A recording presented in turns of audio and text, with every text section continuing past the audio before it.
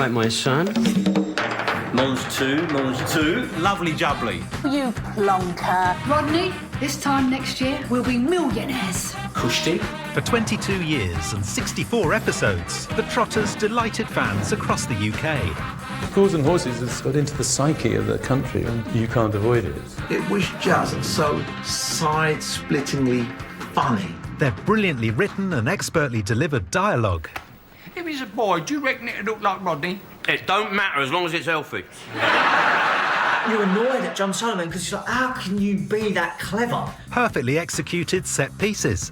Gold. Stamps. Comedy gold.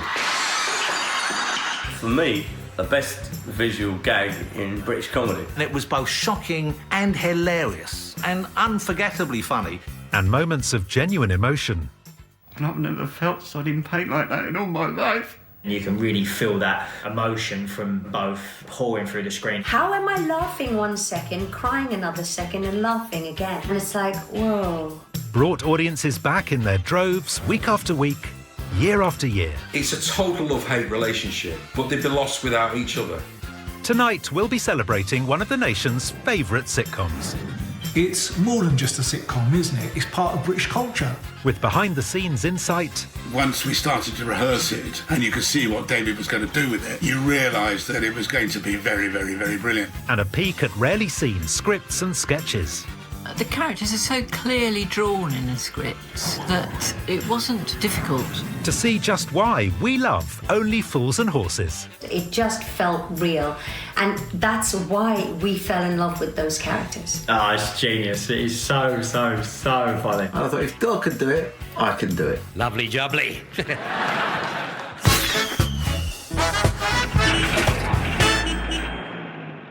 My earliest memory of Only Fools and Horses, Spandau Ballet were recording in Germany, and we used to get the tapes of Only Fools and Horses sent over, special delivery, so that we could check it out, because it was the only thing on TV that made you laugh. There were moments in that show that had the whole country laughing at exactly the same time, and it was wonderful. I know it sounds like a cliche, but for a lot of people, it is the backdrop to their lives, and it's so much more than just a TV programme. It is something they really identify with and adore.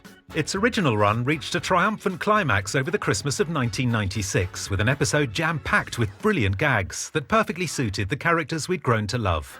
I'm really worried, Rodney. Has he ever suffered with pleurisy? Only when he's tried to spell it. It was the beauty of the writing and the absolute alchemy between writers and casting, and the whole thing just melding together. This is Derek. Au revoir. This was the most watched sitcom episode in UK history. At 24.3 million, more people tuned in to the Trotters than that missed Southgate Euro 96 penalty or Princess Di's infamous Panorama interview. 15 years after these original scripts were first broadcast, it was obvious that we loved Only Fools more than ever. And it all came from the mind of one man. His eye and his ear for what was funny in real life. And the way he transferred that onto the screen, the way Sullivan did that, was just, it was masterful, and I don't think it's ever been better. I think David Jason once said, you came in the morning, got your scripts, and we all got down on our knees and said our prayers to John Sullivan. He was a wonderful, wonderful writer. It's a Herculean effort. 64 episodes he wrote, all on his own. I reckon he's up there with Shakespeare. John Sullivan was London born and bred. Growing up in a working-class family, he left school with no qualifications. But what he lacked in grades, he made up for with a passion for storytelling. Speaking back in 2002, Sullivan here, in his typical understated style, explains how desperate he was to pursue this career path. I so enjoyed the process of inventing characters and writing the dialogue, and that it just became a kind of, basically a hobby. It kept me off the streets, and I didn't spend too much money on beer because I was just writing every evening. And I suppose the dream was that, I still hope I can get into this business. Determined to get a script under the noses of the BBC bigwigs, he bagged a job as a scene shifter, and using hustle that would soon become the trademark of his best-known character, he managed to get some sketches into the hands of Ronnie Barker. He liked what John wrote, and he said, write me more please, and put him on a contract, writing little bits for the Ronnies, and to a degree, John was on his way. In 1977, this jobbing TV writer got a big break when the BBC commissioned his comic tale of tooting revolutionary Citizen Smith. It was a hit, and 4 years later, the Beeb was ready to launch his next venture. Only Fools was, kind of died in the war working class, or petit bourgeois, perhaps. I do know that he set Only Fools in Peckham because he thought it was the, how can I put it, grimmest area in which you could live. There were loads of middle-class comedies at the time, but Only Fools and Horses was like me watching people down my street when I was a kid. It was a show that related to working-class people.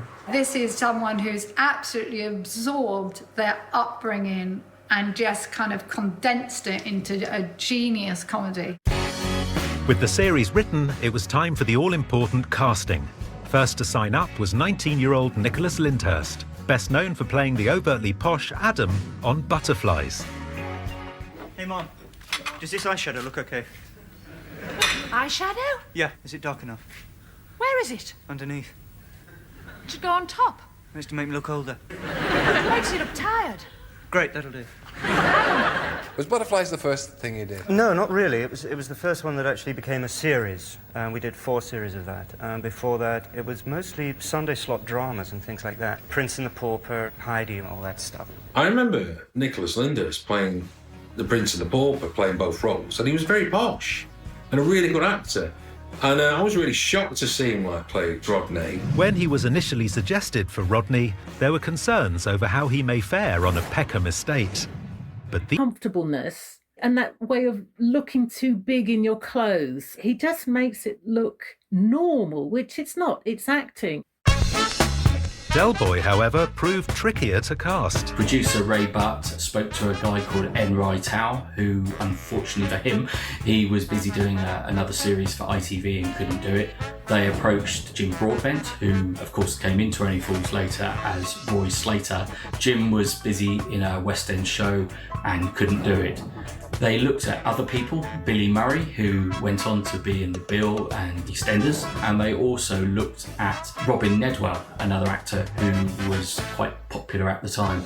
David Jason wasn't on the radar really. He was known for playing old men in shows like Porridge. He played quite a wimpy character, Granville, in Open All Hours, but they got David into Reed, put him with Nick Lyndhurst, and When the show launched in 1981, audiences hovered around the 8 million mark. Figures that would signify a hit today, but back then, with only 3 channels to choose from, they were considered average at best. When it first came out, it was something that people happened upon, I think. John Sullivan felt that. I think he was slightly concerned that it wasn't going to get a second series.